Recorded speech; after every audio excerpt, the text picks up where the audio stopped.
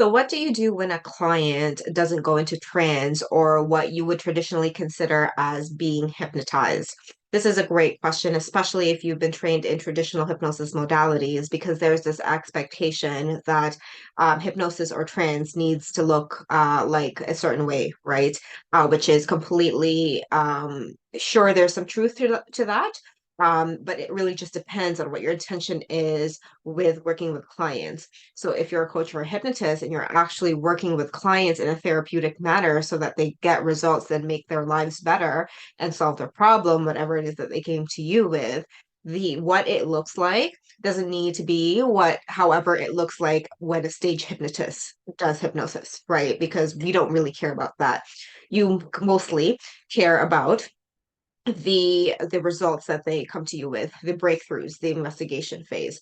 So first of all, when you are telling yourself that your clients didn't go into trance or hypnotize, what is your expectation with regards to that? That's the first thing you want to ask yourself, because truth of the matter is, it doesn't really matter how deep your clients are in hypnosis for or what it looks like, because each person does trance differently. And even the same person will trance differently today versus a week from now or a year from now. Because as humans, we are completely unpredictable. We can't really control a lot of our own factors. We can't predict. It is an illusion that we can control and predict these things, right? But truth of the matter is we are highly unpredictable humans. And so when you try to have this expectation that your clients are going to be in eyes closed cataleptic trance like this your whole session, then you're really not setting yourself up for success and your clients up for success, because now you're adding an expectation and pressure on yourself. And so instead, have this mindset of curiosity instead. Have this mindset of openness, because once you're able to actually be more curious, just really genuinely want to help your client and investigate the problem instead, that's when your hypnosis practice is going to boom and is going to be massively different. Because, this happened to me too. Once I stopped caring about what hypnosis looks like for my client, knowing my clients, knowing that it's very different per person. And instead, I got better at delivering faster, better results, reducing the amount of time, reducing the amount of work for my clients and myself, instead of focusing on whether or not they're in whatever brainwave stage or focusing on how relaxed they are.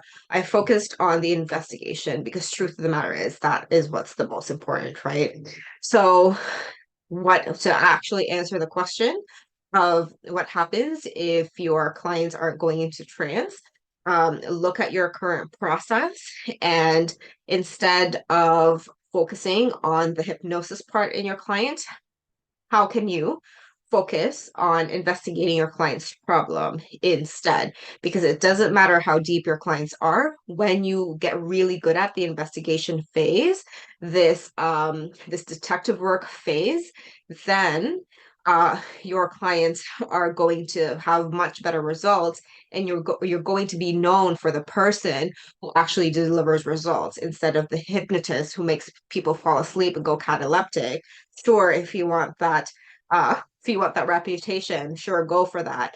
But if you are using, again, if you're using hypnosis for therapeutic purposes and for purposes of helping your clients to transform their lives, if you're using hypnosis as transformation, then the hypnotic state or depth of trance doesn't matter at all.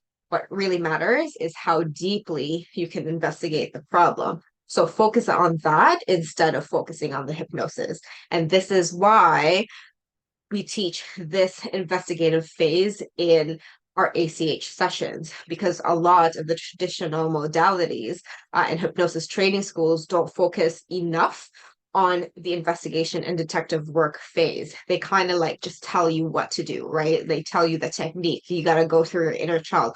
You got to do the regression. But why? In ACH, we tell you exactly, we show you exactly how to best investigate your client's problem so that you don't need to memorize anything. You can just go in to your client's sessions and have a conversation. You can even have a nice conversation with your friends and family and strangers and have really meaningful conversations because you're just being curious and you are just having a conversation that